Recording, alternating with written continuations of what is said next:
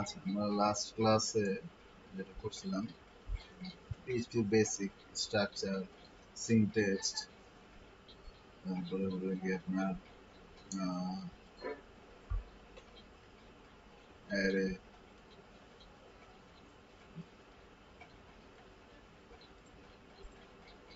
ফাইলটা আমরা ওপেন করি।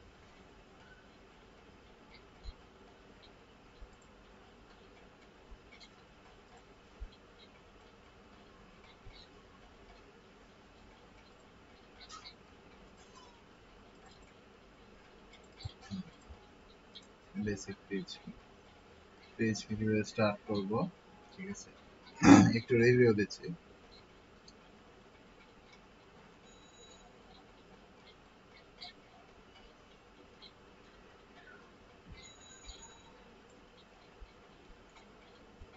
আচ্ছা, একটু রিভিউ দিই।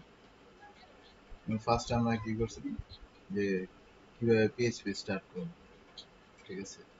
PHP একটা প্রোগ্রামিং ল্যাঙ্গুয়েজ, ফুল মিনিং হলো হাইপারটেক্সট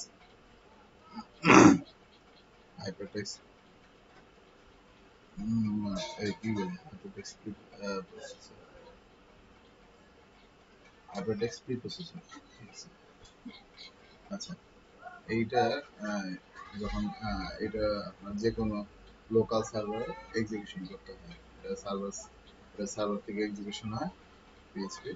তারপরে লাগে পিএইচপি আপনার ডাটাবেস, পিএইচপি ল্যাঙ্গুয়েজ টু ডাটাবেসকে কানেক্ট করতে পারে এবং ডাটাবেস থেকে ভ্যালু নিয়ে আসতে পারে, ঠিক আছে। তারপর পিএইচপি স্টার্ট করবো কিভাবে, যে কোনো একটা পেজ ওপেন করে যখন সেভ করবো অবশ্যই ডট পিএইচপি তে সেভ করবো, ঠিক আছে। তাহলে পেজটা পিএইচপি তে এক্সিকিউশন হবে, এক্সটেনশন যদি ডট পিএইচপি থাকে। আর যখন পেজে বা আমরা নতুন একটা পেজ নিব তখন কোড লিখতে যাব, তো ফার্স্ট একটা গ্রেটার দেন সাইন, ঠিক আছে। ফার্স্ট একটা গ্রেটার দেন সাইন, তারপরে কোশ্চেন মার্ক ওই পিএইচপি স্টার্ট, আর ইন্ডের সময় কোশ্চেন মার্ক লেস দেন, ঠিক আছে। এটা হলো স্টার্টারিং। যদি স্টার্টের আমরা কোনো কিছু প্রিন্ট করতে যাই, ঠিক আছে, আমরা সেভ একটু দেখি।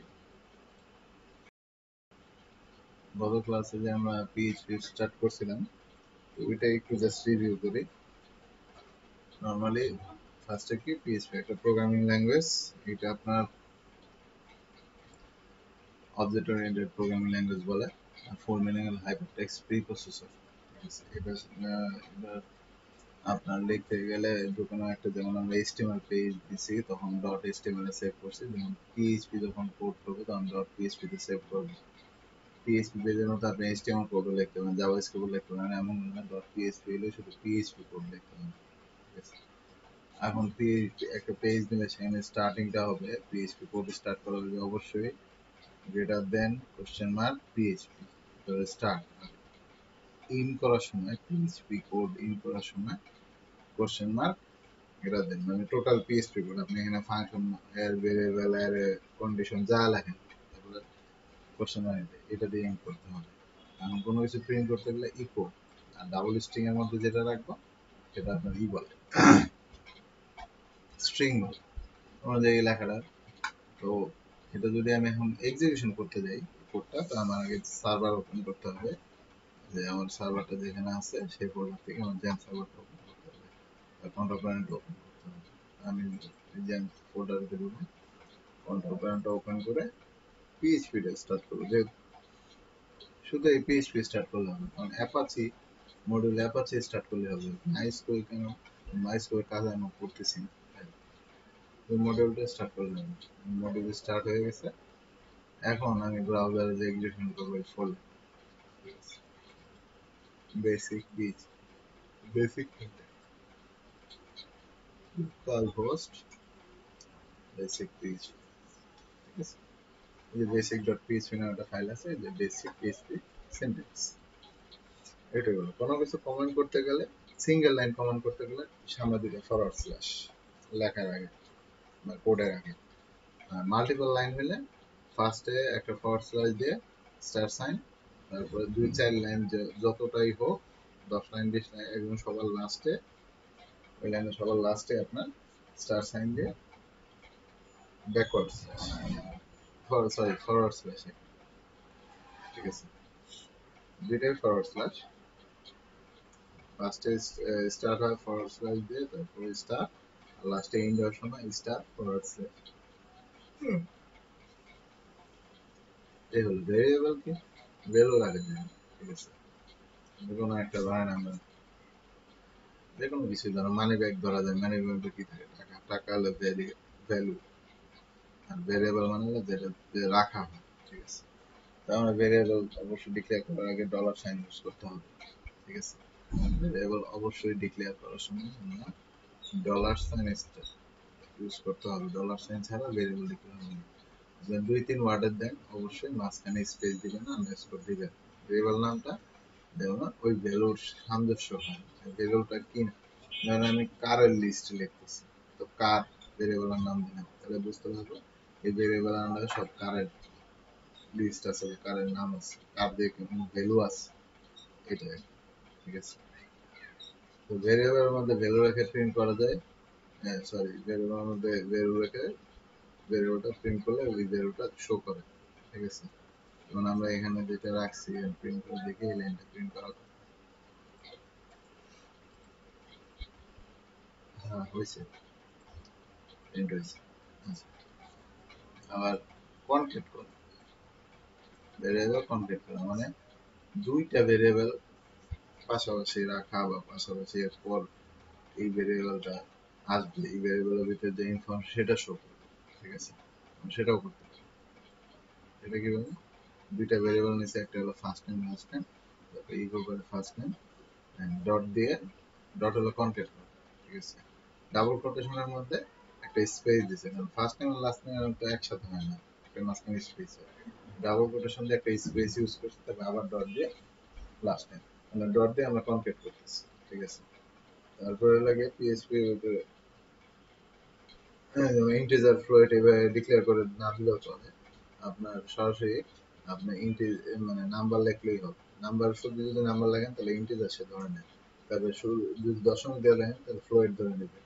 তারপরে লাগে আপনি যদি গুণ করেন বা ভাগ করেন, সরাসরি সাইন দিয়ে দিলেন, গুণ ভাগ হয়ে যাবে, ঠিক আছে। এখানে এই এক্সাম্পল গুলো আছে। আচ্ছা, এরপরে আসি, আমরা ইফ এলস কন্ডিশন ইউজ করছিলাম বড় সংখ্যা বের করার জন্য, ঠিক আছে। তো এখানে দেখেন যে ইফ এলস আমরা কন্ডিশন ইউজ করছি, এই যে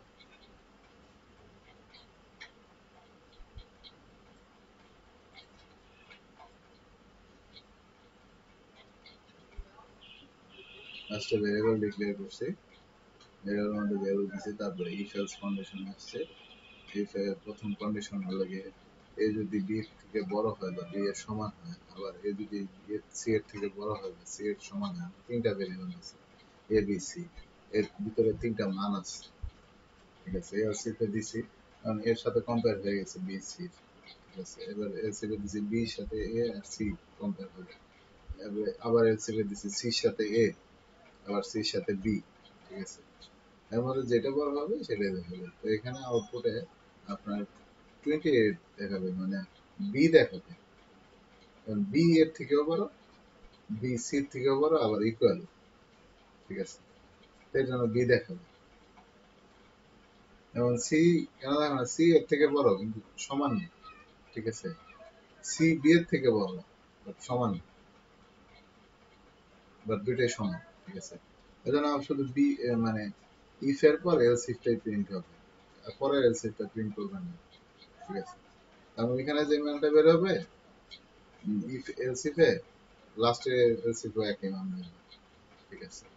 আর এলস হলে কোনো কিছু যদি না ভ্যালু ট্যালু না, ডিফাইন, ডিফাইন কি, ভেরিয়েবল ডিক্লেয়ার করে, ঠিক আছে, ডলার সাইন বাদ দিয়ে ডিফাইন স্ট্রাকচারটা কি, ডিফাইন ফার্স্ট ব্র্যাকেটের মধ্যে প্রথমে ওই ভেরিয়েবলের নাম, আমরা যেমন ভেরিয়েবল নাম দিলাম, তারপরে কমা দিস, ডাবল কোটেশনের মধ্যে ভ্যালু, ইকো জাস্ট ওই ডিফাইনের নামটা দিলেই হবে, ঠিক আছে।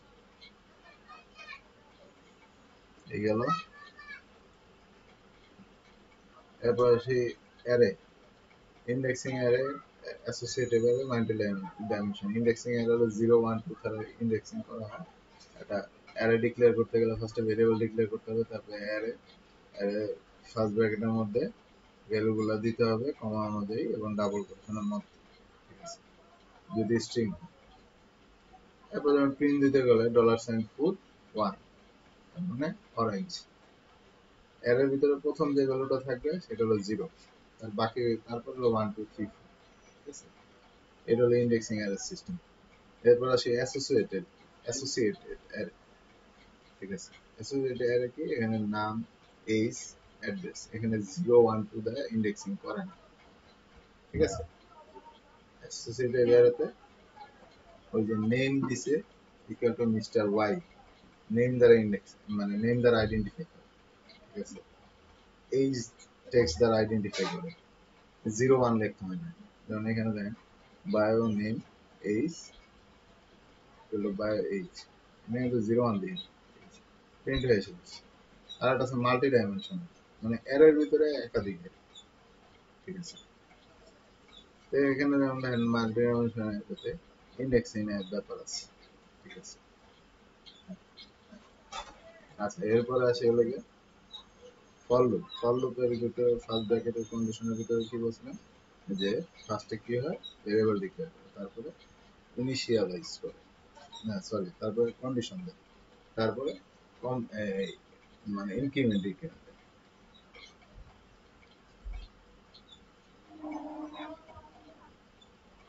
ঠিক আছে। ওয়াইলও একই কন্ডিশন, ওয়াইলে কন্ডিশন দিবেন, তারপরে যেটা প্রিন্ট করা বলে দেবেন, তারপরে ইনক্রিমেন্ট দিয়ে ইনক্রিমেন্ট বা ডিক্রিমেন্ট যেটা হয় ফার্স্টে বলে দেবেন। ডু ওয়াইলে ফার্স্টে প্রিন্ট করতে হবে এক্স ভ্যালু এক্স এক্স, ওয়াইলে কন্ডিশন দিয়ে দিবে। ফর হচ্ছে অ্যারে প্রিন্ট করা নেই, ফর হচ্ছে অ্যারে গুলো প্রিন্ট করে, ঠিক আছে। ফর অ্যারে গুলো প্রিন্ট করা সহজ। তারপরে সুইচ আছে, সুইচে আপনি মানে একটা ভেরিয়েবলের মধ্যে ভ্যালু নিলেন, সুইচ ফাংশনের মধ্যে সেই ভেরিয়েবলটা বলে দিবেন, নিচে কেসের মধ্যে ওই ভেরিয়েবলের সাথে যেটা মিল করবে সেটারই ইকো মানে সেটারই আউটপুট দেখান, আদারওয়াইজ দেখান। হুম, এই হলো অল ইচ, ঠিক আছে। ফাংশন কি? ফাংশনের নেম ডিক্লেয়ার করলাম, দুইটা প্যারামিটার দিলাম, রিটার্ন করলাম, লাস্টে ইকো দিয়ে প্যারামিটারের মধ্যে দুইটা ভ্যালু দিয়ে দিলাম, ঠিক আছে, বাস আউটপুট।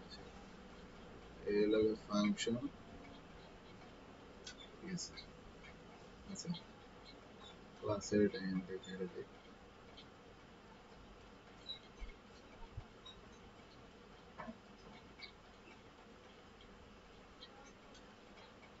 হুম, ঠিক আছে, গেল। আচ্ছা, আজকে বেসিক পেজ ফেলে আমরা অ্যাডভান্স পেজ ফেলে অবজেক্ট ওরিয়েন্টেড প্রোগ্রামিং কাজ করি।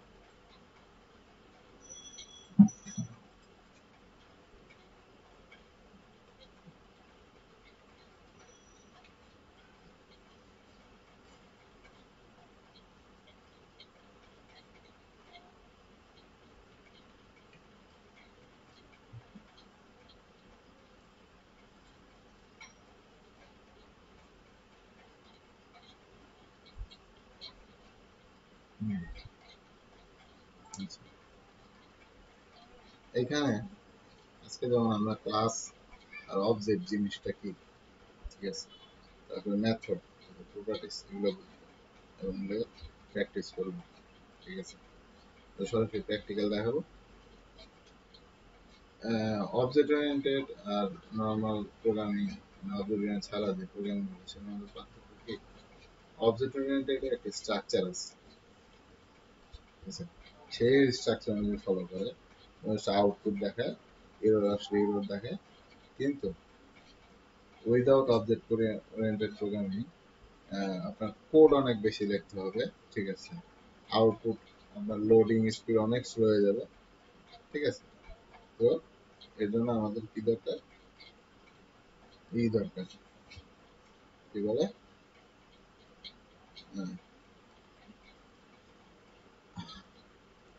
ক্লাস আর অবজেক্ট দিয়ে কাজ করা যাবে, ঠিক আছে। ক্লাস কি? ক্লাস হলো গিয়ে ধরেন অ্যাজ লাইক কার একটা ক্লাস, ঠিক আছে। এর মধ্যে যে ফিচার গুলো আছে এক্সট্রা, ইঞ্জিন, ঠিক আছে, অয়েল ট্যাঙ্কি বা গ্যাস ট্যাঙ্ক, ঠিক আছে, ড্রাইভিং সিট, এসি, তারপরে গুড সাউন্ড কোয়ালিটি, এই, ঠিক আছে। এইগুলো হলো গিয়ে অবজেক্ট ওরিয়েন্টেড প্রোগ্রামিং এর। এখন অবজেক্ট ওরিয়েন্টেড প্রোগ্রামিং করলে সুবিধা কি?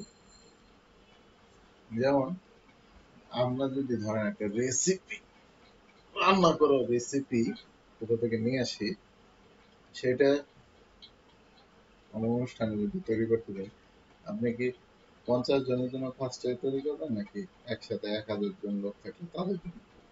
ঠিক আছে? একসাথে 1000 লোক থাকলে তাদের জন্য তৈরি করবেন, নিশ্চয়ই 50 জনের জন্য তৈরি করবেন না, কারণ 50 জনের তৈরি করতে করতে অবস্থা আরো খারাপ হবে, ঠিক আছে। তো আপনার এর জন্য 15 জন আছে, 15 জনের সাথে ই করা হচ্ছে।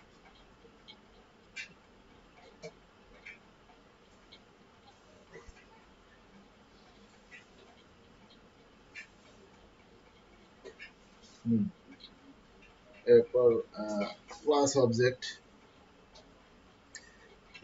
পিএইচপিতে ক্লাস আর অবজেক্ট। অবজেক্টটা তো বললাম যে যেমন একটা কার যদি হয়, কারের ভিতর কি কি থাকে, brake, steering, sound system, etcetera, এগুলো হলো অবজেক্ট। এই অবজেক্ট গুলো যখন প্রত্যেকটা কার্যকর হয় মোটামুটি তখনই ক্লাসটা অ্যাক্টিভ হয়ে যায়, ক্লাস কাজ করে, ঠিক আছে। অবজেক্ট যদি আবার ঠিক না থাকে তাহলে কিন্তু ক্লাস কাজ করবে না, ঠিক আছে। তো ক্লাস কিভাবে ডিক্লেয়ার করবো সেই জিনিসটা আমি দেখাবো আগে। ক্লাস ডিক্লেয়ার করতে হলে ফার্স্টে আপনার ই করতে হবে, ওই নর্মাল আমরা যেভাবে পিএইচপি স্টার্ট করি সেভাবে স্টার্ট করবো উইথ ফাংশনাল ক্রিয়েট করবো। পিএইচপি স্টার্ট করতে গেছি, করছিলাম আমরা আগের ক্লাসে করছি, ঠিক আছে। তো পিএইচপি স্টার্ট করতে গেলে মিনিমাম পিএইচপি ল্যাঙ্গুয়েজ কিছু জানা লাগে,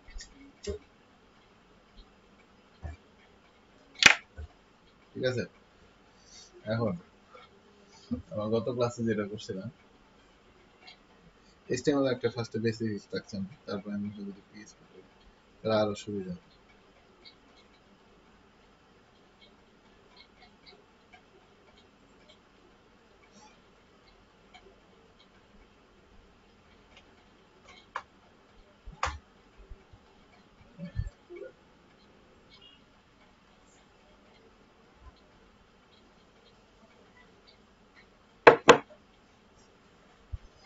আচ্ছা, আমরা ফার্স্টে পিএইচপি স্টার্ট করি, ক্লাস ক্রিয়েট করি ফার্স্টে। ক্লাস ক্লাসের ভিতরে আপনি অনেকগুলো মেথড ইউজ করতে পারি, ঠিক আছে। যেমন একটা ক্লাস আমরা নর্মালি কি করি, একটা ক্লাস তৈরি করি ডাটাবেস ফাংশনের জন্য আর একটা অন্যান্য কিছুর জন্য, ঠিক আছে। এগুলো ক্লাস দেখো অনেক কিছু ক্রিয়েট করতে হবে এবং এটা ম্যাক্সিমাম হায়ার লেভেল নলেজ। এবং ফার্স্ট টাইম একটা ক্লাস তৈরি করবো, ক্লাসটা ডিক্লেয়ার করতে হবে, ক্লাসটা কার নামে ডিক্লেয়ার করতে হবে, ঠিক আছে। এখানে একই অবস্থা, আপনি ইচ্ছা মতো ই লিখতে পারবেন, ঠিক আছে। ইচ্ছা মতো কোড লিখতেছেন, ইচ্ছা মতো সেটা লিখতেন, কিছু নিয়ম কানুনের মধ্যে আছে, সেগুলো মেনে চলতে হবে। ক্লাস কার লিখছি, ক্লাস কার লেগে একটা ক্লাসের নাম, একটা অবজেক্ট লিখবো, পাবলিক পাবলিক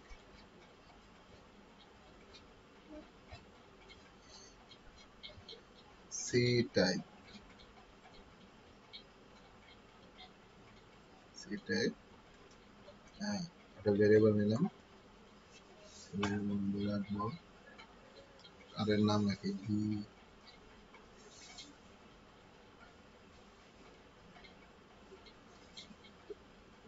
ডাব্লিউ,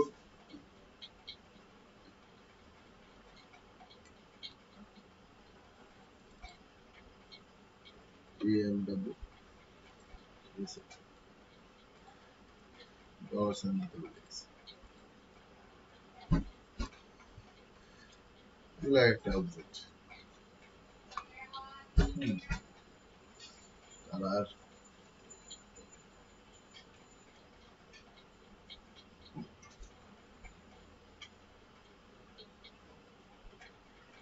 গেল এখন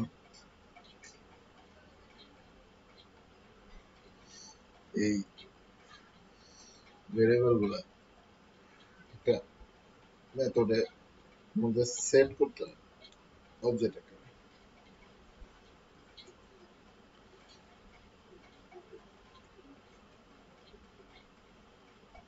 মেথডের মধ্যে সেট করতে হবে মেথডটা আগে ডিক্লেয়ার করি ফাংশন তারপরে লেগে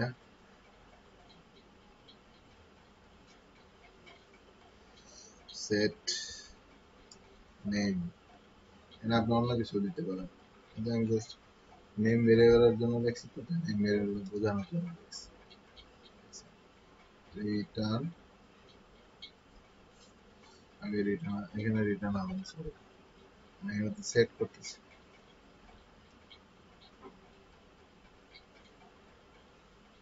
সেট নেম এর উপরে একটা অবজেক্ট নেই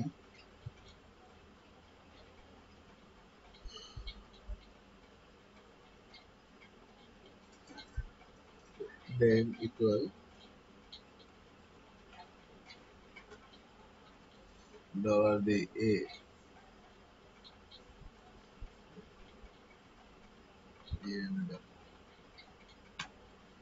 সেটা সেট করলাম এরপর gate function gate name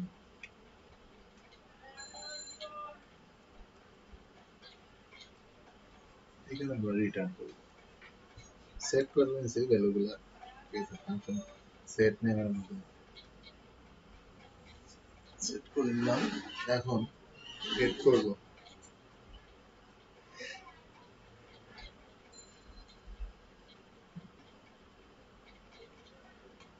return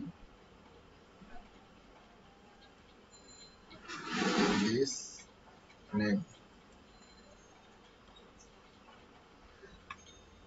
এটা দুইটা শেষ হয়ে গেছে আমার ক্লাসের কাজ শেষ ক্লাসের ভিতরে যে মেথড গুলো ক্রিয়েট করা দরকার ছিল আবার ক্লাস ডিক্লেয়ার আগে অবশ্যই ক্লাস লিখবেন এবং ক্লাসের নাম লিখে সেকেন্ড ব্র্যাকেট বা কার্লি ব্রেসের মধ্যে আপনি মেথড ডিক্লেয়ার করতে পারেন ভেরিয়েবল ডিক্লেয়ার করতে পারেন ঠিক আছে সবই পাবলিক হবে যদি আগে কিছু না লাগে যদি আগে প্রাইভেট বা প্রোটেক্টেড লিখে দেয় তাহলে ওটা প্রাইভেট ফাংশন হবে প্রাইভেট ফাংশনের কাজ কি ওই ক্লাস ব্যতীত অন্য ক্লাসে কাজ না করে ঠিক আছে আর এটা পাবলিক ফাংশনের কাজ হলে গিয়ে মানে এটা অল ওভার সব ক্লাস থেকে অ্যাক্সেস করা যায় সব মেথডে এটা অ্যাক্সেস করতে পারে এখন আমরা এই মেথডটাকে তো সরাসরি কল করতে পারবো না আগে ক্লাসকে কল করতে হবে ক্লাসকে যদি কল করতে হয় তাহলে ক্লাস একটা ভেরিয়েবল অবজেক্ট আকারে একটা ভেরিয়েবল আমাদের নিতে হবে ঠিক আছে মাই কার একটা ভেরিয়েবল ডিক্লেয়ার করলাম এখন অবজেক্টের ডিক্লেয়ার করব কার ঠিক আছে তো ক্লাসের এগেইনস্ট একটা অবজেক্ট ক্রিয়েট হয়ে গেল মাই কার নিউ কার হলো ওই ক্লাস এখন মাই কার দিয়ে মাই কার সেট নেম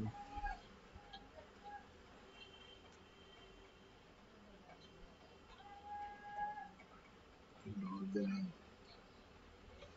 তো আমি নাম পাঠাইতে পারবো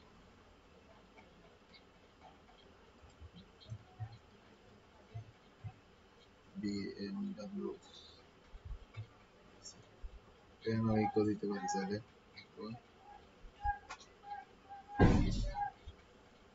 না এখানে ইকো হবে গেট নেমে সেট নেমে তো ইকো সেট নেমে ভ্যালু সেট করবে আমার এমন ভ্যালু সেট করবে এবার ডলার দিয়ে এবার ইকো সেট নেমে যখনই ভ্যালু সিলেক্ট হবে তখনই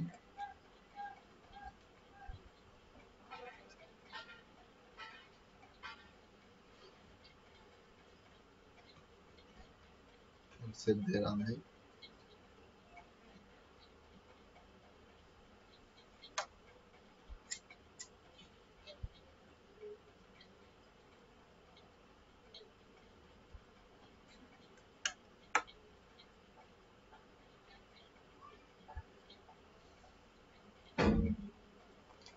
এবার এটা রান করে দেখি বেসিক পিএইচপি অ্যাডভান্সড পিএইচপি দিলে এবার বিএমডব্লিউ লাইন নাম নয় ডিফাইন ভেরিয়েবল বিএমডব্লিউ ও এখানে আমি নেম লিখছি না বিএমডব্লিউ সমস্যা কেন যেহেতু নেম লিখছি কেন নেম লেখা উচিত বা এখানে বিএমডব্লিউ লিখছি না আমরা এখানে বিএমডব্লিউ লিখছি যেহেতু এখানে বিএমডব্লিউ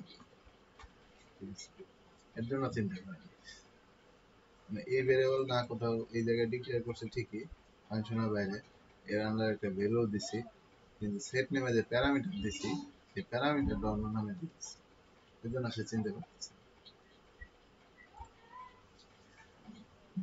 বিএমডব্লিউএস আমরা ক্লাস কিভাবে ডিক্লেয়ার করতে ক্লাসের মধ্যে প্রপার্টি কি অবজেক্ট কি ফাংশন কিভাবে ডিক্লেয়ার করতে এবং ক্লাস এগেইনস্ট একটা অবজেক্ট ক্রিয়েট করা সেই অবজেক্টের আন্ডারে মেথডগুলো কল করা ঠিক আছে এই কটা জিনিস এখানে পেয়েছি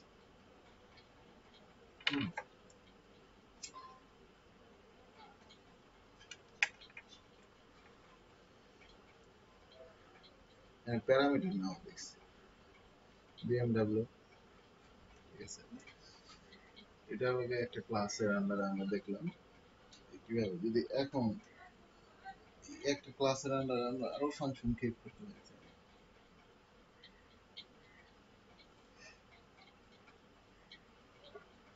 ক্লাস ক্রিয়েট করলে সুবিধাগুলো কি বলি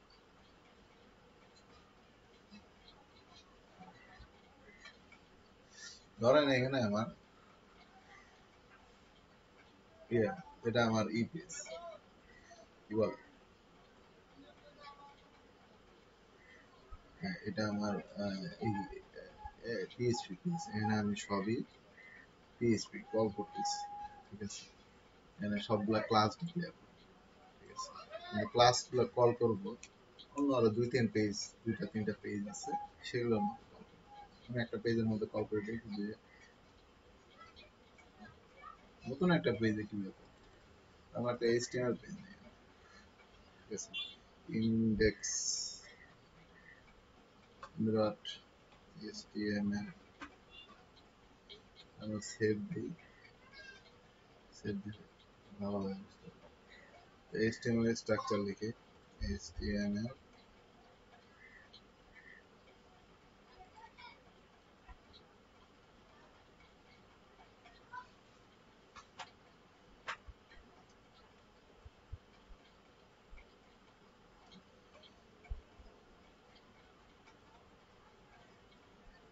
টাইটেল পিএইচপি ওপি তারপরে হেড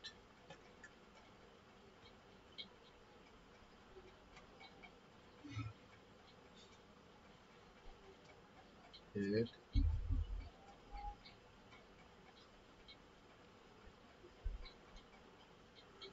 আর বডি আচ্ছা একটা এইচটিএমএল ডক ঠিক আছে কি টাইপের ডকুমেন্ট এইচটিএমএল সেভ করছে এইচটিএমএল এইখানে যদি আমি পিএইচপি কল করি তাহলে পিএইচপি এক্সিকিউশন হবে না। ঠিক আছে, দেখাচ্ছি, জাস্ট একটা প্রিন্ট করে দেখ।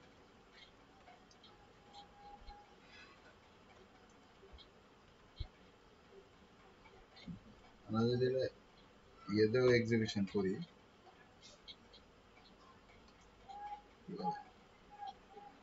সার্ভার দিয়ে এক্সিকিউশন করি, তাও এটা পাবে না। অ্যাডভান্স পিএইচপি না, কিছুই আছে না। এই পেজ সোর্সে যে পিএইচপি কোড সরাসরি দেখাচ্ছে। তার মানে শুধু এইচটিএমএল হলে ওই পেজে সম্ভব না। বাট এই পেজটা যদি আমি রিনেম করি, মনে করি সেভ দিই, এটা দেখ, ওরা যে রিনেম, সরি সেভ করি, ওপেন করে সেভ করলাম নাই, ইন্ডেক্স ডট পিএইচপি আগে দিছে, এইচটিএমএল না, ইন্ডেক্স ডট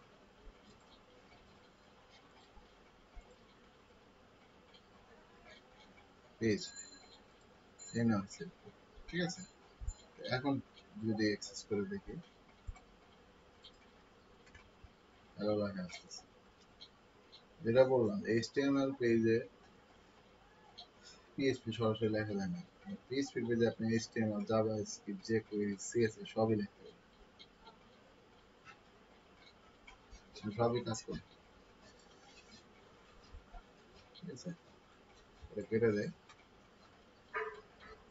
একটা টাইটেল নেই,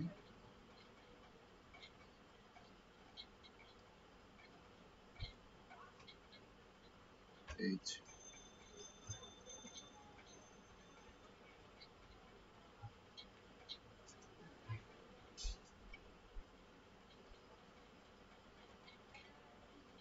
এখানে আমরা ওই যে গাড়িটারে কল করবো, গাড়ির নামটা বিএমডব্লিউ। ঠিক আছে, যে কোনো জায়গায় দিয়ে আমরা এই যে এইচটিএমএল মধ্যে দেখেন পিএইচপি লিখতেছি, তো অবজেক্টটারে কল করি, ফার্স্টে অবজেক্টটারে কল করতে হবে, বা আমি এতটুকু পর্যন্ত করতে পারি, অবজেক্টও ডিক্লেয়ার করে দিতে পারি। তো এইখানে আমার কি করতে হবে, একবার এইচটিএমএল ফার্স্টে পিএইচপি স্টার্ট করি, এখানে শুধু লিখবো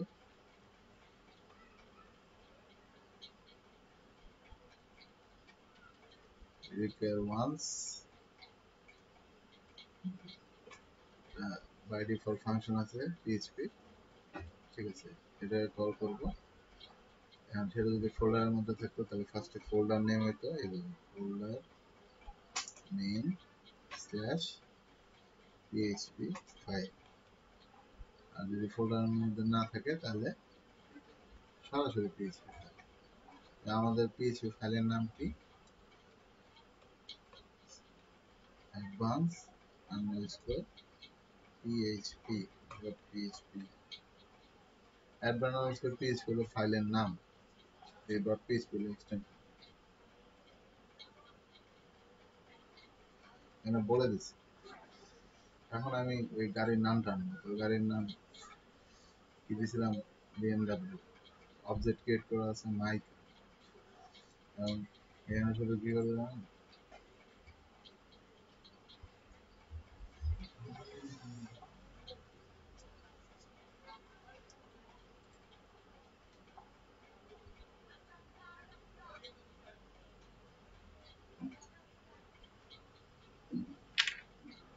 অবজেক্ট ক্রিয়েট করছি, অবজেক্টের নাম কি মাইকা।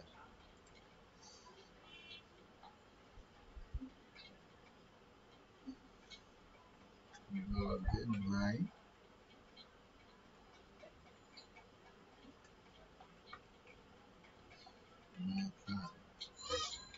সেট নেম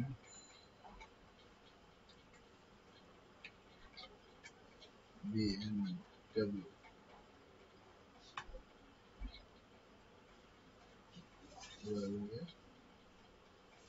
ইকুয়াল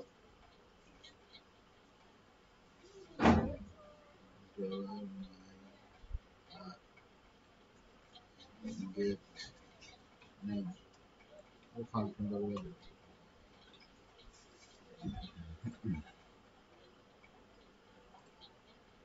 এবার গুছায় লিখতে পারেন সমস্যা নেই এগুলো পেজ ভাঙবে না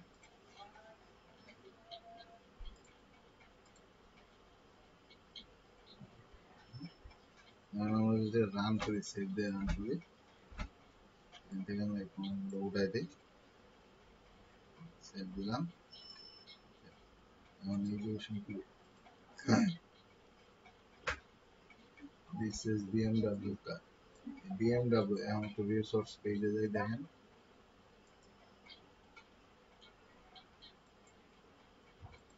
রিসোর্স দেখতে আমরা ডেভেলপমেন্ট টুলতে দেখব এখানে কি রয়েছে দিস ইজ BMW কার এখানে PHP কিছুই নেই খেয়াল করছেন এখানে কিন্তু PHP কিছুই নেই কোনো কোডই নেই বাট এখানে কিন্তু আমার PHP কোড থেকে আসতেছে র ফাইল যেটা মেইন ফাইল এটা PHP থেকে তার মানে আমরা একটা পেজকে লজিক পেজ বা class my object page all object page এরকম একটা নাম দিয়ে ওইখানে ভিতরে আমার যতগুলা ক্লাস তৈরি করা লাগে ক্লাস তৈরি করে রাখলাম ক্লাসকে ক্লাসের এগেইনস্ট একটা অবজেক্ট ক্রিয়েট করে রাখলাম যখন যে ক্লাসটাকে আমি যেই পেজে লাগে আমি সেইভাবে ইউজ করতে পারবো ঠিক আছে এটা কোনো সমস্যা নেই যদি এখানে আরো একটা ক্লাস তৈরি করি দেখাচ্ছি ধরেন এই একটা ক্লাস তৈরি হয়েছে এটার এখন এক্সটেন্ড আমি শুধু নাম দিচ্ছি আমি ভ্যালু দেওয়া উচিত ভ্যালু হবে ভ্যালু তো আমি পরে বসাচ্ছি ঠিক আছে এভাবে হবে জিনিসটা এইভাবেও দিই তাও দেখেন যে ভ্যারিয়েবল শুধু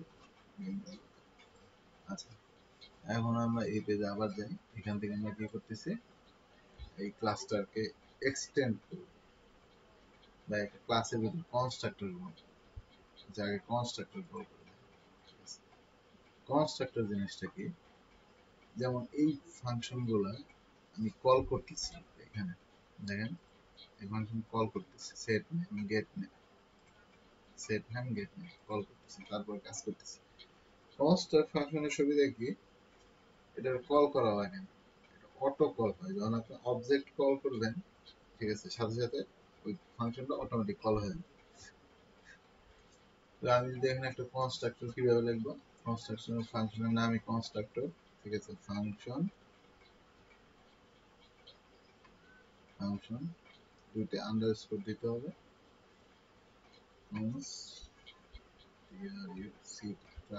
কনস্ট্রাক্ট ব্র্যাকেটের মধ্যে প্যারামিটার ঠিক আছে এখানে আমি কি দিচ্ছি সেট নেমে BMW দিচ্ছি কালার দিচ্ছি ঠিক আছে আরেকটা ভেরিয়েবল নেই পাওয়ার ঠিক আছে কনস্ট্রাক্টরে আমি পাওয়ার নামে একটা ভেরিয়েবল ইউজ করলাম পাওয়ার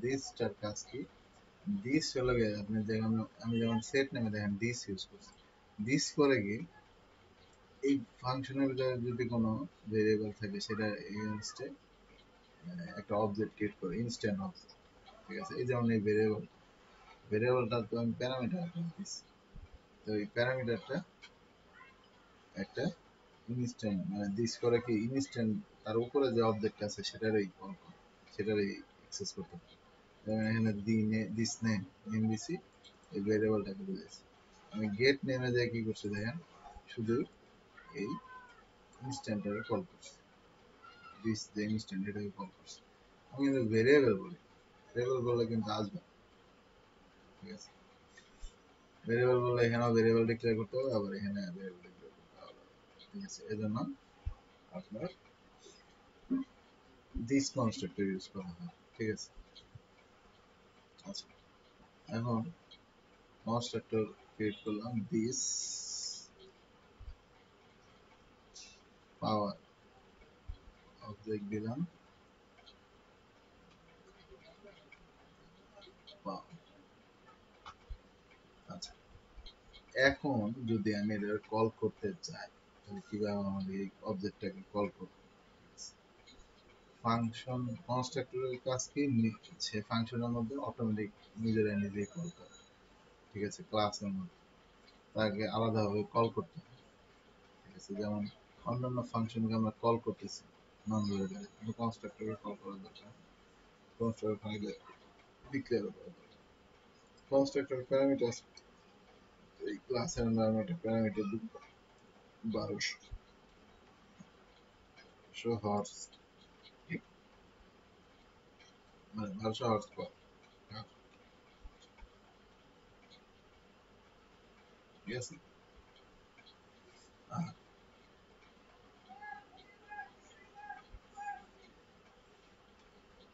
আরেকটা, যেমন কনস্ট্রাক্টর নিজে কল করবে, ঠিক আছে, আরেকটা ফাংশন দিয়ে এই কনস্ট্রাক্টরের ভ্যালুটাকে আমি বুঝাই দিই। ফাংশন গেট পাওয়ার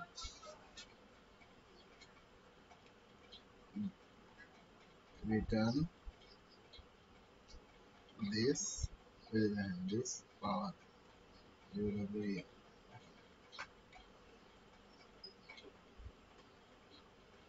এখানে ডলার সাইন দিয়ে নিয়ে এইভাবে দেখাচ্ছে।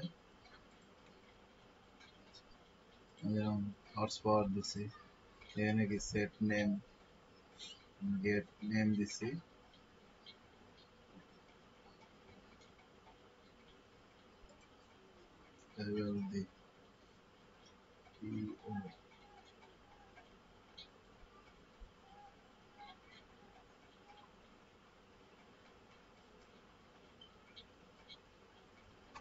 হর্স পাওয়ার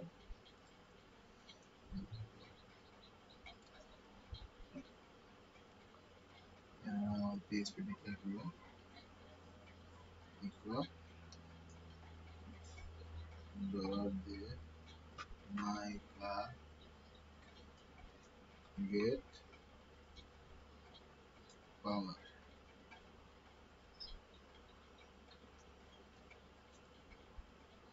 ঠিক আছে। পাওয়ার দ্বারা কল করে দিচ্ছি, কনস্ট্রাক্টর উপরে বলে দিচ্ছি। যেমন ফার্স্টে দেখেন আমি নামের বেলায় সেট নেম দিচ্ছি, তারপরে গেট নেম কল কল করে নিয়ে আসছি, মানে আউটপুটে দেখতেছি। আর কনস্ট্রাক্টর বেলায় কি করছে, কনস্ট্রাক্টর কি করছে, প্যারামিটার দিয়ে দিচ্ছি, প্যারামিটার আমরা একটা ইনস্ট্যান্ট অবজেক্ট ক্রিয়েট করছি, ঠিক আছে, this power, instant object this পাওয়ার। তারপরে এই যখন কনস্ট্রাক্টর তো অটোমেটিক কল হইতেছে, ঠিক আছে, যখন এই গেট পাওয়ার কল করতেছি তখনই কনস্ট্রাক্টরের ভিতরে যে পাওয়ারটা আছে সেটা শো করতে পারবো। এবং অবজেক্ট ক্রিয়েট করছি একটা নিউ কার, যে ক্লাস আছে তার এগেইনস্টে নিউ ক্লাস, নিউ কারে আমরা করছি কি, যে পাওয়ারের যে প্যারামিটারটা সেটা দিয়ে দিচ্ছি, এখানে শুধু গেট পাওয়ার কল করছি। এখন দেখি আছে কিনা,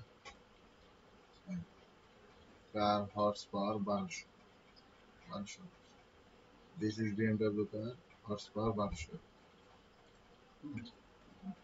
এবার আমরা এটা আমরা কনস্ট্রাক্টর ডিক্লেয়ার করে সেটা আমরা কল করতে পারতেছি।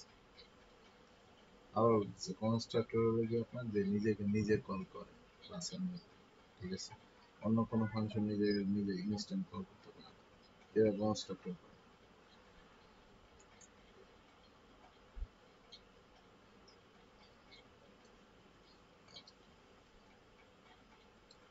এরপর আসি যে আমরা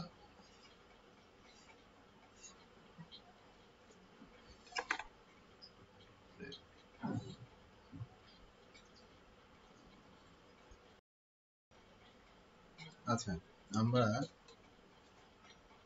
কনস্ট্রাক্টর কিভাবে কল করে দেখলাম, ক্লাস একটা এক পেজে আমরা ক্লাস রাখলাম, অন্য পেজে ক্লাসকে কিভাবে কল করবো, অবজেক্ট ক্রিয়েট করে কিভাবে করবো, প্যারামিটার কিভাবে দিব, ঠিক আছে।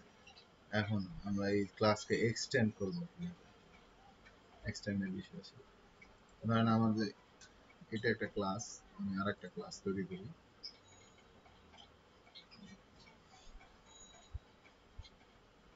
ক্লাস আর তো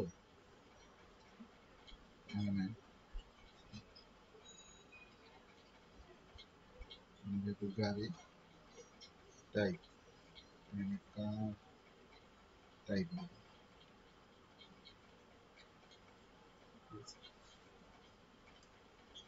তেমন কিছু দেয়নি, আমি শুধু একটা কনস্ট্রাক্টর ডিক্লেয়ার করছি। ফাংশন এখানেও একটা কনস্ট্রাক্ট ডিক্লেয়ার করলাম, একটা ভেরিয়েবল দিলাম টাইপ, দিলাম এবার দিয়ে দিস টাইপ টাইপ।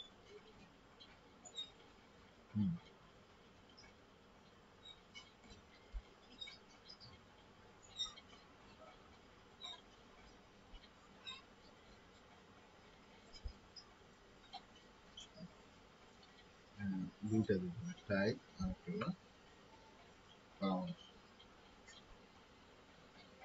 আচ্ছা, এখানে একটা জিনিস বলি, এক্সটেন্ড করতেছি। এক্সটেন্ড করতেছি কোন ক্লাসে? এই পুরান ক্লাসটা কার। তো কারের এই সবগুলো ইনফরমেশনই এখানে পাব, ঠিক আছে। তো কনস্ট্রাক্টরে যেহেতু আমার এখানেও কনস্ট্রাক্টর আছে, এখানেও কনস্ট্রাক্টর আছে, তো দুইটাই কনস্ট্রাক্টর আমি সেম ভেরিয়েবল যদি রাখি তাহলে একটা পাবো, ঠিক আছে। আমি কনস্ট্রাক্টরে আমার এখানে একটা কনস্ট্রাক্টর আছে, এখানে একটা আছে, তো জাস্ট এই পুরান কনস্ট্রাক্টর তো আছেই পাওয়ার, এর সাথে নতুন কনস্ট্রাক্টর টাইপ যোগ, ঠিক আছে। এখান থেকে কিছুই না, জাস্ট আবার ভেরিয়েবল ডিক্লেয়ার করব দিস ইনস্ট্যান্ট, একটা ইনস্ট্যান্ট অবজেক্ট ক্রিয়েট করব পাওয়ার পাওয়ার, get sorry function get type, let me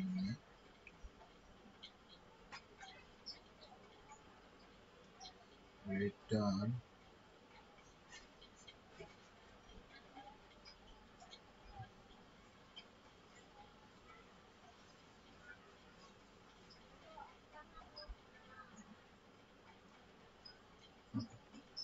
this power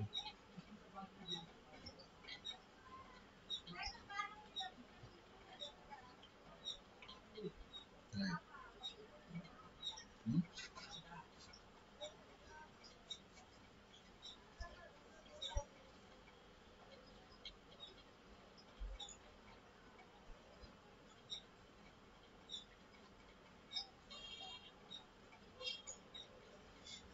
এখন কল করি, যেহেতু আমি এক্সটেন্ড করতেছি তাহলে এটার নাম কার হবে না, আমার ক্লাসের নাম হবে কার টাইপ। এখানে প্যারামিটার দুইটা হবে, type type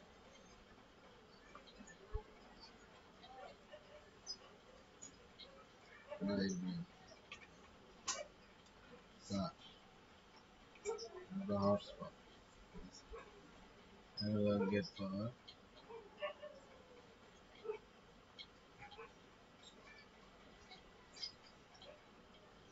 set and get function like that set. Just start a line and we can last signal get type.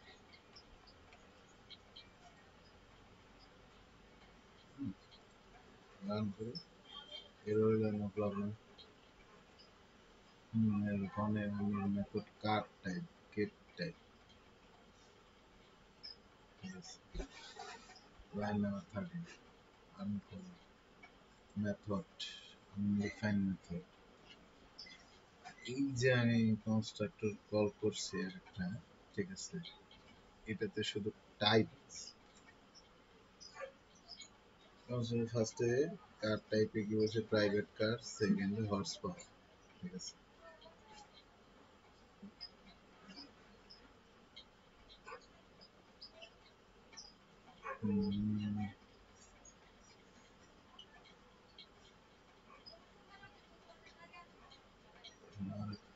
হয়েছে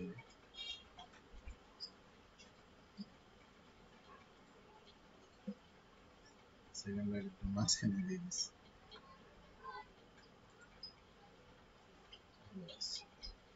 This is BMW private car.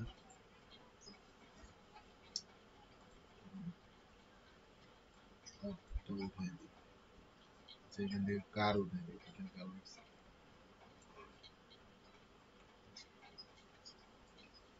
This is BMW. Spell দিয়ে দেয়, এখন সুন্দর।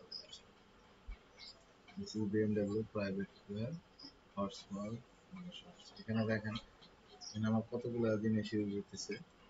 দুইটা constructor use করতেছি, দুইটা class use করছি, দুইটা ক্লাস এর মধ্যে একটা ক্লাসকে আর একটা ক্লাসের মধ্যে এক্সটেন্ড করছি, ঠিক আছে। কার টাইপ ক্লাসের মধ্যে কার ক্লাসকে এক্সটেন্ড করছি। কার ক্লাস থেকে আমার কি কি আসছে, এই নাম, ঠিক আছে, আর এই হর্স পাওয়ার, এই দুইটা আমার কার টাইপ থেকে আসছে, ঠিক আছে, সরি কার থেকে আসছে। দেখেন এখানে একটা জিনিস খেয়াল করলাম যে আমি এখানে কি পাওয়ার দিচ্ছি আর হর্স পাওয়ার কত নেই, আর এখানে শুধু কি দিচ্ছে টাইপ, মানে কোন টাইপের প্রাইভেট কার। এখানে বিএমডব্লিউ আর হলো হর্স পাওয়ারটা আসতেছে আপনার কার ক্লাস থেকে, আর কার টাইপ থেকে আসতেছে আমার শুধু প্রাইভেট কার। এই কথা আমরা ক্লাসের মধ্যে ক্লাস কিভাবে এক্সটেন্ড করবো সেটাও দেখলাম। কনস্ট্রাকশন, দুইটা কনস্ট্রাকশন ক্রিয়েট করছি, দুইটা কনস্ট্রাকশন দিয়ে এক্সটেন্ড করছি। তো ফার্স্ট অফ অল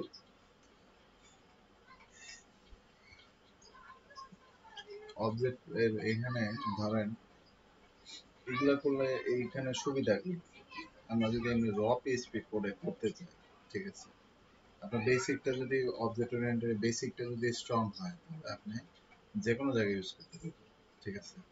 যেমন আমরা ব্ল্যাঙ্ক ধরুন একটা ক্লাস ডিক্লেয়ার করি শুধু নেম নামের, ঠিক আছে, মানে রেজিস্ট্রেশন করব, মানে অরিজিন নামে একটা ক্লাস ডিক্লেয়ার করে এটা আন্ডারে সেট নেম, গেট নেম এরকম ভেরিয়েবল দিয়ে রাখি, দিয়ে করে কি যদি যখন এই ক্লাসটাকে যখন আমরা কল করি, ঠিক আছে, ক্লাসের আন্ডারে কিন্তু বলে দেওয়া আছে, ঠিক আছে, যে ধরেন আমরা একটা ডাটাবেস থেকে কিছু ডাটা নিয়ে আসলাম, ঠিক আছে, ডাটাগুলো শো করতে গেল এই ক্লাসের মাধ্যমে আমরা অবজেক্টের মধ্যে দিয়ে শো, ঠিক আছে। এবং এই সিস্টেমটা স্ট্রাকচারাল একটা সিস্টেম। ফার্স্টে কি করি যে এই যে যেমন আপনাদের এখানে দেখেন আমরা এখানে ডাটা বেজ নেই দেখে, ঠিক আছে, আমরা নিজেরা ভ্যালু বসাচ্ছি, এখানে নিজেরা এই ভ্যালুগুলো বসাচ্ছি। আর যদি আমরা ডাটাবেস থেকে ডাটা নিয়ে আসতাম তাহলে এখান থেকে সরাসরি ডাটাবেজের যে ভেরিয়েবলগুলো বলে দিতাম, বলে দিলে ওইটাই শো করবে, ঠিক আছে। তাহলে আমার সুবিধা কি যে এখানে আমার সব কোড থাকতেছে ডাটাবেজে, ঠিক আছে। আর সবচেয়ে বড় জিনিস কি, ক্লাস দিয়ে কাজ করলে বা অবজেক্ট দিয়ে কাজ করলে যখন আপনার পিএইচপি টোটাল পেজে অনেকগুলা ক্লাস ধরেন 5,000 6,000 ক্লাস অবজেক্ট 10,000 অবজেক্ট এরকম ডিক্লেয়ার করা আছে, আপনি যদি র পিএইচপি কোডে করেন, এই যে যতটুকু আমরা করছি এটা র পিএইচপি কোডে করেন, ও প্রত্যেক লাইন বাই লাইন পড়বে, প্রত্যেকটা লাইন পড়বে, ঠিক আছে। এতে এক্সিকিউশন টাইম নেয় বেশি এবং এরর এরর থাকার চান্স বেশি, ঠিক আছে, লোডিং টাইমও বেশি হবে। কম্পিউটার এক্সিকিউশন টাইম যত বেশি নেবে তত টাইম, ঠিক আছে। আচ্ছা, এটা হলো আপনার এক্সিকিউশন টাইমের জন্য। সেকেন্ড হলো গিয়ে আপনার কোডগুলা মানে স্ট্রাকচার ওয়াইজ থাকবে, ঠিক আছে, আপনি কোন জায়গা থেকে কি আনছেন, কি ভ্যালু আনছেন, এটা দেখলে পরে বুঝতে পারবেন।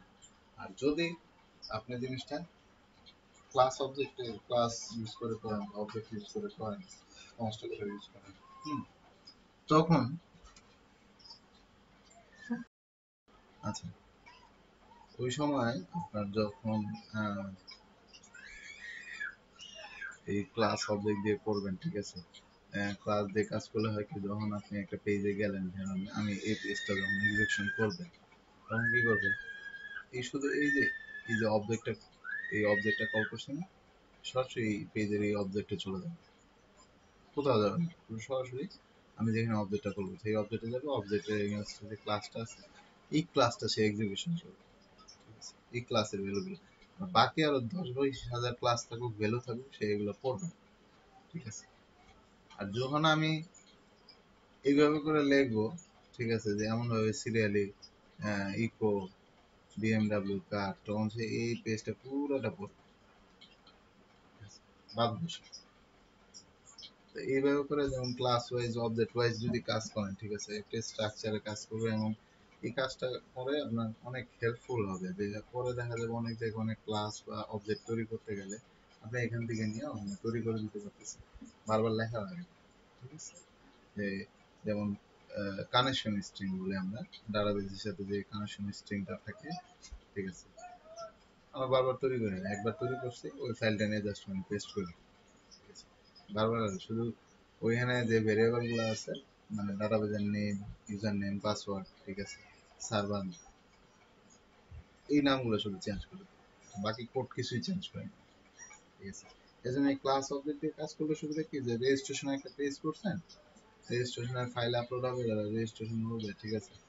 আপনার শুধু ওখানে যেমন যতগুলা ফিল্ড দেওয়া আছে, ঠিক আছে, আপনি কোয়েরিতে বলে দিলেন, আর আপনার যে ক্লাসের আন্ডারে ওই ভেরিয়েবল গুলো যাচ্ছে বা ভ্যালু গুলা প্যারামিটার গুলা পাস হইতেছে, ঠিক আছে, তো শুধু ওগুলা বলে দিন।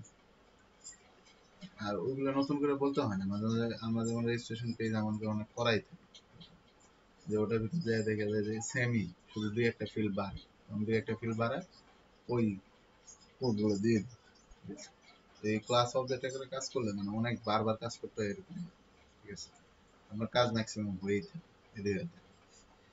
আর এটা সবচেয়ে বড় সুবিধা হলো এক্সিকিউশন টাইম কম, যেটা বললাম, যে আপনার এখানে গেলে এখানে লাইন বাই লাইন পড়বে, ঠিক আছে, ও এই ফাইলটা রিকোয়ার, রিকোয়ার ওয়ান্স এর জায়গায় ইনক্লুড নামের একটা ফাংশন আছে, সেটা ওয়ান ইউজ করা যায়, আর একটা আছে রিকোয়ার।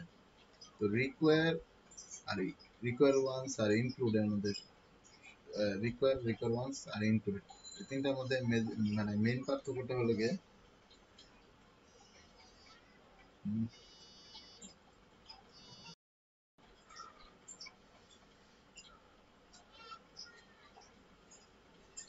এইটার আপনার ক্লাস আর অবজেক্ট দিয়ে কাজ করলে কি কি সুবিধা আছে আর কিছু বলি। পিএইচপি তে যেমন আপনার বাই ডিফল্ট মানে এখানে আসলে তো ওই হিডেন কোনো ফাইল নাই, সবই ওপেন, ওপেন ওপেন সোর্স এর পিএইচপি। তো এই কারণে এখানে হিউজ কোড হয় না, মানে প্রত্যেকটা কোড বুঝে বুঝে লিখতে হয়, ঠিক আছে, পার্ট বাই পার্ট লিখতে হয়, এখানে কোনো ওই যে অটো সিস্টেম আসে না আপনার অ্যান্ড্রয়েডে, তারপরে আইফোনের, ঠিক আছে, তারপরে আপনার ডট নেটে, জাভায় হিউজ, মাঝে মাঝে দেখা যায় কি একটা মানে ভ্যালু আনতে গেলে হিউজ কোড করতে হয়। তো ওইখানে সমস্যা কি, যে ওইখানে আপনার ওদের তো অনেক ডিএলএল ফাইল আছে, ঠিক আছে, অনেক প্রাইভেট কিছু ফাইল থাকে যেগুলো আপনি অ্যাক্সেস করতে পারবেন, যেগুলো আপনি এডিট করতে পারবেন, ঠিক আছে। তো ওই ফাইলগুলোর কারণে ওই কোডগুলো আসে, তো মানে পার্ট বাই পার্ট লিখতে হবে, অটোমেটিকলি নিয়ে আসে। আর পিএইচপি তে কোনো হিডেন ফাইল থাকে না, প্রত্যেকটা লাইন ভাবে লিখতে হয়। আর এই মানে ক্লাস অবজেক্ট ইউজ করে কাজ করলে সুবিধা কি, আপনি ইন ফিউচার চাইলে যদি মনে করেন আরো ল্যাঙ্গুয়েজ আপনি শিখতে চান, ঠিক আছে, আপনার জন্য অনেক সুবিধা হবে, এই ক্লাস অবজেক্ট আপনার বোঝা লাগবে না, মানে এই জিনিসগুলো আপনি বুঝেন, ঠিক আছে, যে অবজেক্ট কিভাবে ক্রিয়েট করতে হয়, ক্লাস কিভাবে, কনস্ট্রাক্টর কিভাবে কল করতে হয়, ঠিক আছে, ভেরিয়েবল কি, ঠিক আছে, এগুলো আপনি বুঝবেন।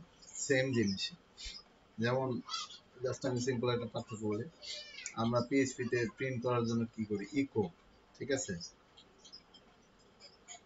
আর জাভাতে প্রিন্ট করার জন্য লিখতে হয় system out dot print ln, ঠিক আছে, একই একই কাজ করে দুটোই, কিন্তু জাস্ট নাম আলাদা। ডট নেটে প্রিন্ট করার জন্য সরি, যেমন সি প্লাস প্লাসে প্রিন্ট করার জন্য সি আউট নামের একটা ফাংশন আছে,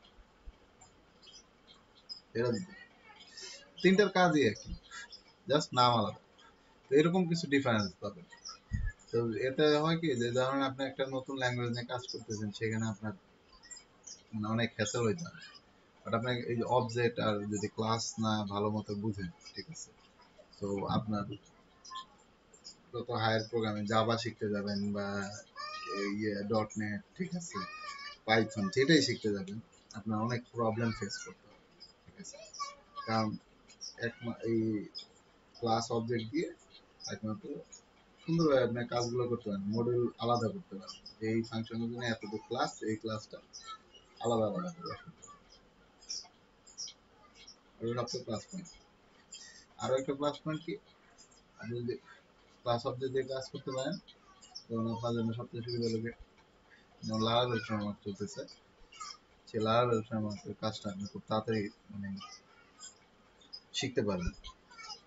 ওখানে সম্পূর্ণ এখানে যেমন আমরা প্রত্যেকটা ক্লাস অবজেক্ট ডিক্লেয়ার করে বলে দিই, অনেক কিছু কোড কমান্ড আছে, কমান্ডগুলো লিখলে ক্লাস কল করতে ডিক্লেয়ার করতে হবে, ক্লাস তৈরি হয়ে যাবে, একটা ফাইলই তৈরি হয়ে যাবে, ঠিক আছে। তারপরে আপনার জাস্ট ফাইল তৈরি হয়ে যাবে, ওখানে ফাংশনাল রেডি করা আছে, আপনি এই ফাংশনের মধ্যে জাস্ট কোড করবেন। যেমন আমরা এখানে ক্লাস লিখছি, ঠিক আছে, ক্লাস লিখছি, ক্লাসে তো ফাংশন ক্রিয়েট করছি, প্রত্যেকটা ফাংশন ওখানে একটা ক্লাস লিখলেন ধরেন, ঠিক আছে, যে কার কন্ট্রোলার তৈরি করেন, কার কন্ট্রোলারের ভিতরে ইনসার্ট মানে ডাটাবেজে ইনসার্ট করা, আপডেট করা, এডিট করা, ডিলিট করা, ইভেন আর একটা শো, এই চারটা ফাংশন অটোমেটিক ক্রিয়েট হয়ে যায়, যেগুলো আপনার তৈরি করতে হবে না। আরো সুবিধা হলো গিয়ে একটা ডাটাবেজ যখন কানেক্ট করে দেয়, ওই ডাটাবেজকে কল করতে গেলে, ঠিক আছে, যে যেমন আমরা নরমালি র পিএইচপি যখন অবজেক্ট ওরিয়েন্টেড প্রোগ্রাম সিস্টেম র পিএইচপি দিয়ে কল করব, ঠিক আছে, তখন দেখবেন ডাটাবেজের টেবিল ধরে ধরে বলে দিতে হয়। আর ওখানে সুবিধা কি, যে মডিউল গুলাই মানে লারাভেল ফ্রেমওয়ার্কে মডিউল তৈরি করা লাগে, মডিউল গুলাই একটা টেবিল, ঠিক আছে, মডিউল ধরে কল করলে পুরো টেবিল আসে। তা আপনি যদি একবারে 10টা টেবিলের 10টা মডিউল তৈরি করে নেন, আর আপনার বারবার কল করতে হবে না, ওই মডিউলের নাম ধরে কল করলে এই টেবিলের সবাই আসে। টেবিলটা এখন কি করবো, ইনসার্ট আপডেট সবই করতে হবে। হুম, তো এটা সবচেয়ে ইম্পর্টেন্ট বিষয়। এখানে ইনহেরিটেন্স বিষয়টা আছে, ঠিক আছে, ইনহেরিটেন্সটা এক্সটেন্ডের মতো, এক্সটেন্ড যেভাবে কাজ করে ইনহেরিটেন্স সেম। ইনহেরিটেন্স হলো কি, আপনার একটা ক্লাস আছে, ওটার ভিতরে আরো একটা ক্লাসে প্রপার্টি, ভ্যালু, মেথড এগুলো সব অ্যাড হয়ে যায়। এখানে যেমন এক্সটেন্ডে কি করছে, কার টাইপ যে ক্লাস আছে সেটারে আরেকটু এক্সটেন্ড মানে কি বর্ধিত করা, বাড়ানো, এটা আরেকটু বাড়ানো হচ্ছে, কোন ক্লাস দিয়ে, কার ক্লাস দিয়ে, ঠিক আছে। কার ক্লাসে অটোমেটিক কার টাইপের এক্সটেনশন কার লিখছি, তখন কার ক্লাসের সকল এই মেথড কনস্ট্রাক্টর প্রাইভেট গুলো এতটুকু অংশ এই কার টাইপের মধ্যে লিখে দিচ্ছি। আমি কিন্তু কোথাও দেখেন এক্সটেন্ড করার পর কোথাও কার নামে কোনো অবজেক্ট তৈরি করি, ঠিক আছে, শুধু কার টাইপ নামের অবজেক্ট তৈরি করছি।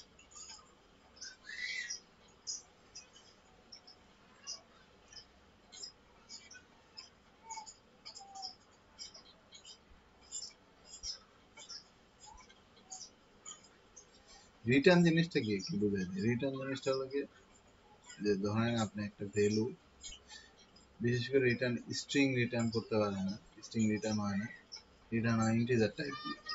যেমন গেট টাইপ লিখছি, টাইপ লিখে দিস টাইপ, মানে গেট টাইপে কি, যখন আমি এই কনস্ট্রাক্টরে, ঠিক আছে, যে ভ্যালু দিয়ে দিতেছি, ভ্যালু দিয়ে দিছে, এই যে ক্লাস ডিক্লেয়ার করছি, ক্লাসের আমরা কনস্ট্রাক্টরের প্যারামিটার গুলো দিয়ে দিচ্ছি, এটা প্যারামিটার ডিক্লেয়ার করছি, এই প্যারামিটার যখন আমি কল করছি এখানে, তখন করছে কি, এই প্যারামিটার যেহেতু কনস্ট্রাক্টরের প্যারামিটার দুটো ঢুকছে, ধরেন এখানে প্রাইভেট কার আর এখানে 12 হাউস, ঠিক আছে, তা আমরা যদি হিসাব করি, এখানে লাগে প্রাইভেট কার, এখানে 12 হাউস, আমরা একটা গেট টাইপ ফাংশন কল করছি, কল করার পর এখানে রিটার্ন দিচ্ছি, এখানে রিটার্ন সরাসরি দিয়ে দিচ্ছি দিস টাইপ, সে করছে কি, এটা সরাসরি আমরা রিটার্ন করে দিচ্ছি। রিটার্ন ট্রু ফলসের ব্যাপার আছে। আবার যদি রিটার্ন ফলস লিখে দিতাম, এই ভ্যালু আর যাইতো না, মানে এখান থেকে বের হইতো না, এই ফাংশন থেকে বের হইতো, ঠিক আছে। আর রিটার্ন ট্রু যদি রাখলাম, তাহলে আবার এই মানে রিটার্ন যখন ট্রু হয়েছে, ভ্যালু পাইছে, তখন এই রিটার্ন ট্রু হয়েছে, আর যদি ভ্যালু না পাইতো রিটার্ন ফলস হয়ে যেত, ঠিক আছে। এই হলো ফাংশনালিটির ব্যাপার। এটা অবশ্যই এখানে আপনার ব্র্যাকেট গুলো, ফাংশনের নাম, ঠিক আছে, এগুলো ভুল হবে না। যে এক জায়গায় ভেরিয়েবল এক নামে দিচ্ছেন, অন্য জায়গায় আরেক নামে দিয়ে দিচ্ছেন, পাবে না। আপনার এমন ভাবে নাম দিতে হবে বুঝে শুনে যেন ওই নামটা চেঞ্জ হয়। যেমন ফার্স্টে আমি একটা ভুল করছিলাম যে এই জায়গায় নেম দিছি আর এখানে দিছি বিএমডব্লিউ, এই জন্য ভেরিয়েবল চিনতেছিল, নেম নামের কোনো ভেরিয়েবল আছে সে বুঝতেছিল। এগুলো যত প্র্যাকটিস করবেন তত তাড়াতাড়ি মানে এটা অভ্যস্ত হয়ে যাবে, ঠিক আছে। যত প্র্যাকটিস কম করবেন অভ্যাস। প্রোগ্রামিং জিনিসটা হলো কি, ধরেন আপনি খুব ভালোভাবে শিখছেন, ঠিক আছে, বাট আপনি সব বুঝেন, 6 মাস কোনো প্র্যাকটিস করবেন না, আপনি ভুলে যাবেন, অনেক কিছু বুঝবেন। এটা এমন না যে একবার শিখলাম সারা জীবন মনে থাকবে, এরকম জিনিস না।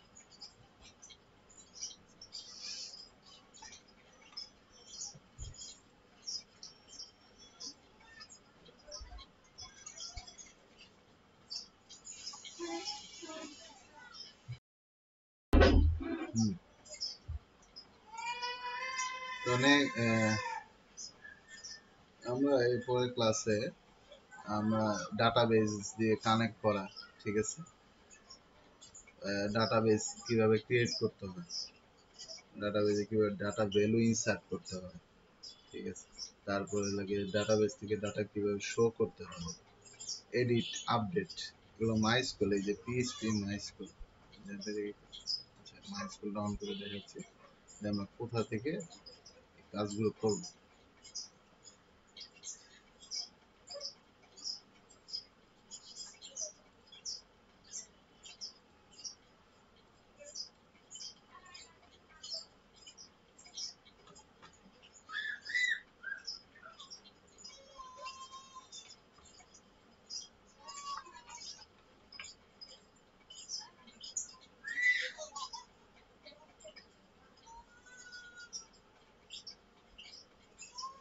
এখানে আমরা যেমন ডাটাবেস ক্রিয়েট করব, ঠিক আছে, ডাটাবেস ক্রিয়েট করে এখানে আমরা ইনসার্ট, আপডেট, ডিলিট করি, এগুলো জিনিসটা বুঝবো।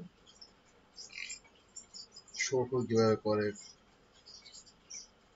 তারপরে আপনার ট্রিগার কিভাবে তৈরি করে, ঠিক আছে, প্রসিডিউর কিভাবে তৈরি করে, প্রসিডিউর কল করে কিভাবে, এগুলো এইখানে দেখবো। তারপরে ক্লাসে আমরা ডাটাবেস ক্রিয়েট করব, ফ্রম এ ডাটাবেস সেভ করব, এই অবজেক্ট ওরিয়েন্টেড প্রোগ্রামিং ল্যাঙ্গুয়েজের মাধ্যমে। আমরা মোটামুটি একটা স্টক ম্যানেজমেন্ট সিস্টেম তৈরি করব, অ্যাপ্লিকেশন, যে ইনভেন্টরি যেটা বলে, এখানে প্রোডাক্ট সেভ হবে, পিকচার সেভ হবে, ফাইল সেভ হবে, এরকম একটা প্রজেক্ট করব।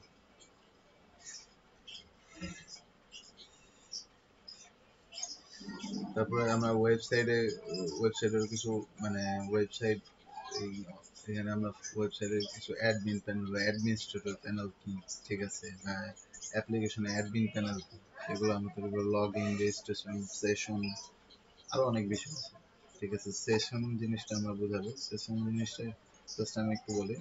সেশন জিনিসটা হলো, ধরেন আমি এখানে কিছু একটা ভেরিয়েবল এই পেজে দিয়ে দিলাম, ঠিক আছে, এই ভ্যালুটা নিয়ে আমি যতগুলা পেজ ইচ্ছা করলে ইউজ করতে পারবো, আমার বারবার কল করতে হবে না, খালি সেশনটা কল করবো, সেশন ডিক্লেয়ার করে দিলাম, ওটা যত জায়গায় যতগুলা পেজ থাকে আমি ওই ওই সেশনের আন্ডার যে ভ্যালুটা থাকবে একজনের নাম, ওই নামটা সব জায়গায় ইউজ করতে হবে, এটা নিয়ে, ঠিক আছে। এটা হলো সেশনের কাজ। এটা সেশনের কাজ আমি সরাসরি প্র্যাকটিক্যালি তবে আমরা জাস্ট ডাটাবেসটা ক্রিয়েট করে একটা প্রজেক্টের আমরা চেষ্টা করবো, একটা প্রজেক্ট তৈরি করার জন্য, ছোট একটা অ্যাপ্লিকেশন তৈরি করার জন্য। তারপরে এপিআই কিভাবে ক্রিয়েট করে পিএইচপি দিয়ে সেটাও দেখাই দিব। যে সময় কিছু কাজ থাকে ছোটখাটো, এটা দেখাই দিব, ঠিক আছে। এইটার সাথে ওইটা মানে আমি ইনপুট করে একবারে দেখাই দিব জিনিসটা। এটা হলো প্লাস পয়েন্ট। ঠিক আছে, আজকে এই পর্যন্ত। নেক্সট ক্লাসে আমরা ডাটাবেসটা স্টার্ট করব, মানে কালকের ক্লাসে আমরা ডাটাবেস ইউজ করব, শিখব, ঠিক আছে। ঠিক আছে, আল্লাহ হাফেজ।